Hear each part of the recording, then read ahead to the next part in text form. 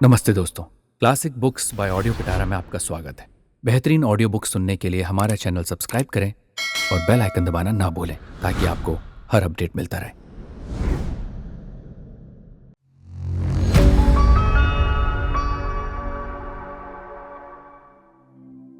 कहानी परिवर्तन, जयशंकर प्रसाद। चंद्रदेव ने एक दिन इस जनाकीर्ण संसार में अपने को अकस्मात ही समाज के लिए अत्यंत आवश्यक मनुष्य समझ लिया और समाज भी उसकी आवश्यकता का अनुभव करने लगा। छोटे से उपनगर में प्रयाग विश्वविद्यालय से लौटकर जब उसने अपनी ज्ञान गरिमा का प्रभाव वहां के सीधे साधे निवासियों पर डाला तो लोग आश्चर्यचकित होकर संभ्रम से उसकी ओर देखने लगे, जैसे कोई जौहरी हीरा पन्ना परखता हो। उसकी थोड़ी सी संपत्ति, बिसात खाने की दुकान और रुपयों का लेन देन और उसका शारीरिक गठन सौंदर्य का सहायक बन गया था। कुछ लोग तो आश्चर्य करते थे कि वो कहीं का जज और कलेक्टर ना होकर ये छोटी सी दुकानदारी क्यों चला रहा है। किंतु बातों में चंद्रदेव स्वतंत्र व्यवसाय की प्रशंसा के पुल बांध देता और नौकरी की नरक से उपमा दे देता। तब उसकी कर्तव्य परायणता का वास्तविक मूल्य लोगों की समझ में आ जाता। ये तो हुई बाहर की बात। भीतर अपने अंतःकरण में चंद्रदेव इस बात को अच्छी तरह से तोल चुका था कि जज कलेक्टर तो क्या, वो कहीं किरानी होने की भी क्षमता नहीं रखता था। तब थोड़ा सा विनय और त्याग का यश लेते हुए संसार के सहजलब्ध सुख को वो क्यों छोड़ दे। अध्यापकों के रटे हुए व्याख्यान उसके कानों में अभी गूंज रहे थे। पवित्रता, मलिनता, पुण्य और पाप उसके लिए गंभीर प्रश्न ना थे। वो तर्कों के बल पर उनसे नित्य खिलवाड़ किया करता और भीतर घर में जो एक सुंदरी स्त्री थी उसके प्रति अपने संपूर्ण असंतोष को दार्शनिक वातावरण में ढककर निर्मल वैराग्य की संसार से निर्लिप्त रहने की चर्चा भी उन भोले भाले सहयोगियों में किया ही करता। चंद्रदेव की इस प्रकृति से ऊबकर उसकी पत्नी मालती प्राय अपनी मां के पास अधिक रहने लगी, किंतु जब लौटकर आती तो गृहस्थी में उसी कृत्रिम वैराग्य का अभिनय उसे खला करता। चंद्रदेव 11 बजे तक दुकान का काम देखकर, गप लड़ाकर, उपदेश देकर और व्याख्यान सुनाकर जब घर में आता तब एक बड़ी दयनीय परिस्थिति उत्पन्न होकर उस साधारणतः सजे हुए मालती के कमरे को और भी मलिन बना देती। फिर तो मालती मुंह ढककर आंसू गिराने के अतिरिक्त और कर ही क्या सकती थी। यद्यपि चंद्रदेव का बाह्य आचरण उसके चरित्र के संबंध में संशय होने का किसी को अवसर नहीं देता था, तथापि मालती अपनी चादर से ढके हुए अंधकार में अपनी सौत की कल्पना करने के लिए स्वतंत्र थी ही। वो धीरे धीरे रुगड़ा हो गई। एक दिन चंद्रदेव के पास बैठने वालों ने सुना कि वो कहीं बाहर जाने वाला है। दूसरे दिन चंद्रदेव की स्त्री भक्ति की चर्चा छिड़ी। सब लोग कहने लगे, चंद्रदेव कितना उदार सहृदय व्यक्ति है। स्त्री के स्वास्थ्य के लिए कौन इतना रुपया खर्च करके पहाड़ जाता है। कम से कम नगर में तो कोई नहीं। चंद्रदेव ने बहुत गंभीरता से मित्रों में कहा, भाई क्या करूं, मालती को जब यक्ष्मा हो गया है तब तो पहाड़ लिबा जाना अनिवार्य है। रुपया पैसा तो आता जाता रहेगा। सब लोगों ने इसका समर्थन किया। चंद्रदेव पहाड़ चलने को प्रस्तुत हुआ। विवश होकर मालती को भी जाना ही पड़ा। लोक लाज भी तो कुछ है, और जबकि सम्मान पूर्वक पति अपना कर्तव्य पालन कर रहा हो तो स्त्री अस्वीकार कैसे कर सकती है। इस एकांत में जबकि पति और पत्नी दोनों ही एक दूसरे के सामने 24 घंटे रहने लगे तब आवरण का व्यापार अधिक नहीं चल सकता था।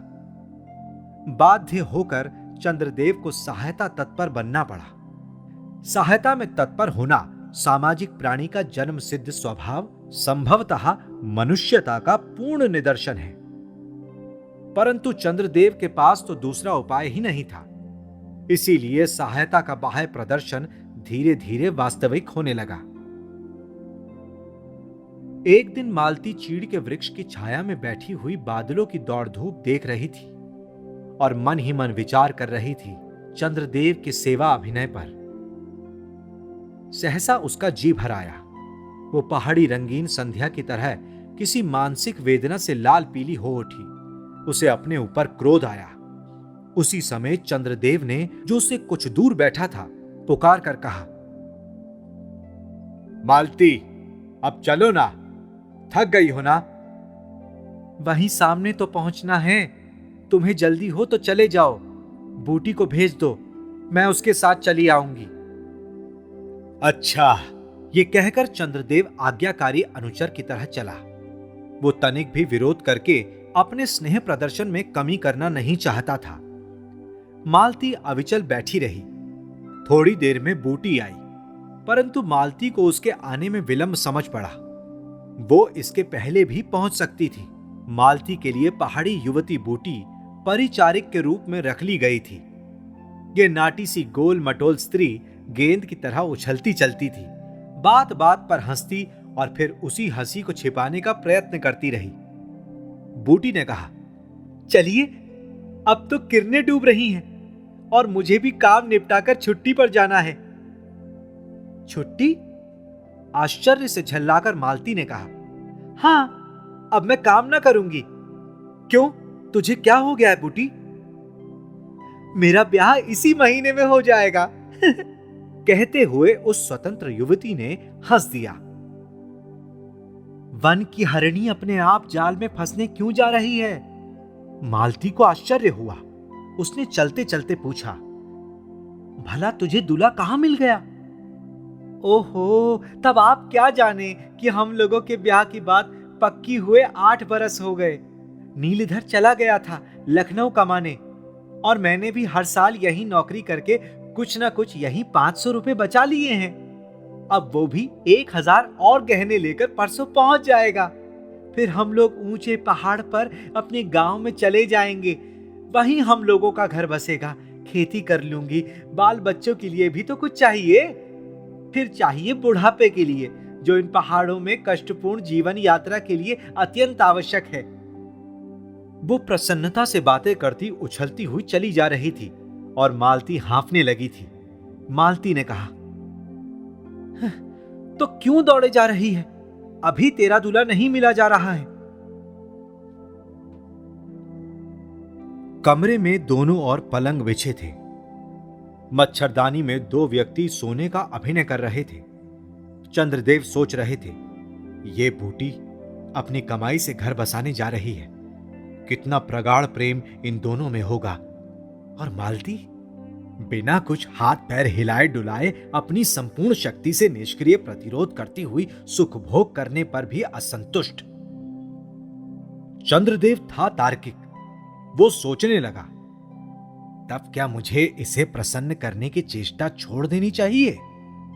मरे चाहे जिए, मैंने क्या नहीं किया इसके लिए। फिर भी भौएं चढ़ी ही रहती हैं।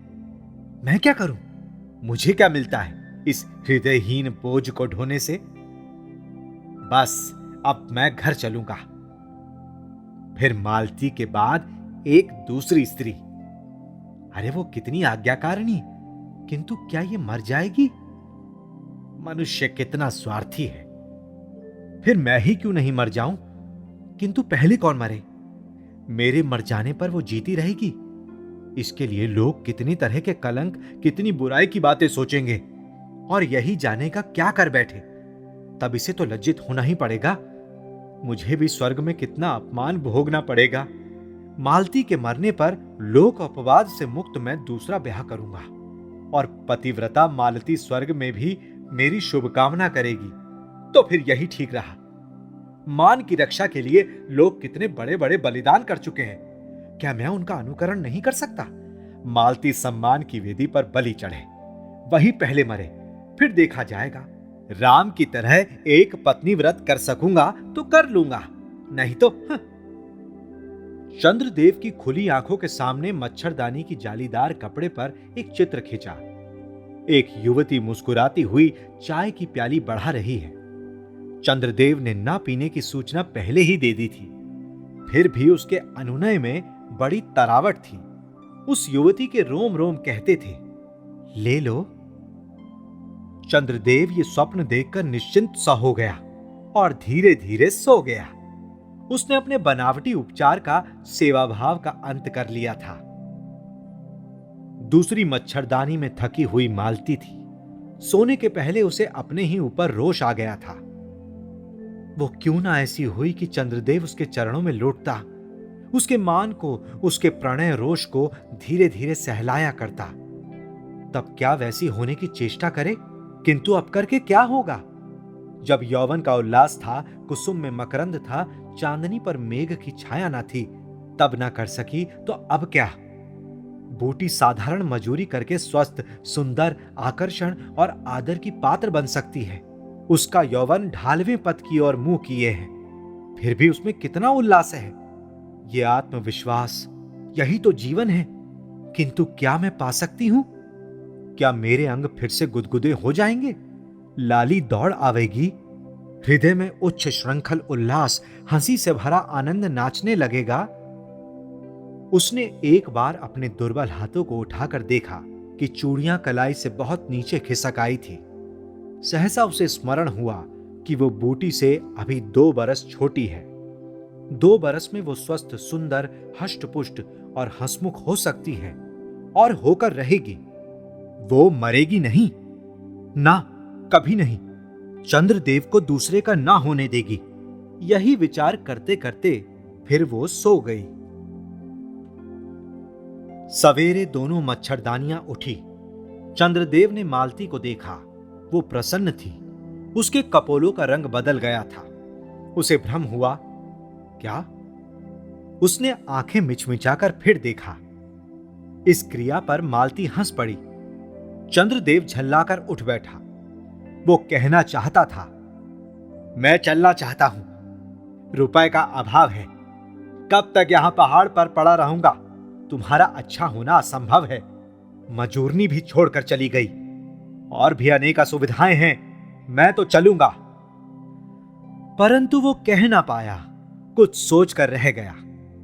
निष्ठुर प्रहार करने में हिचक रहा था। सहसा मालती पास चली आई।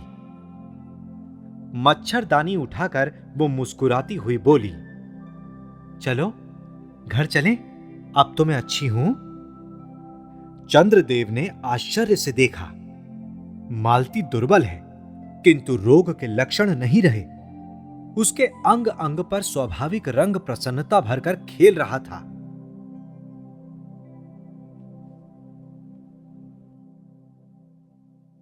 ऐसी ही इंटरेस्टिंग किताबें कुछ बेहतरीन आवाजों में सुनिए सिर्फ ऑडियो पिटारा पर।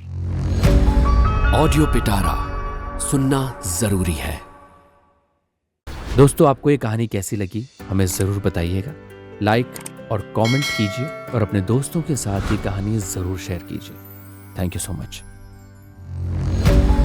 ऑडियो पिटारा सुनना जरूरी है।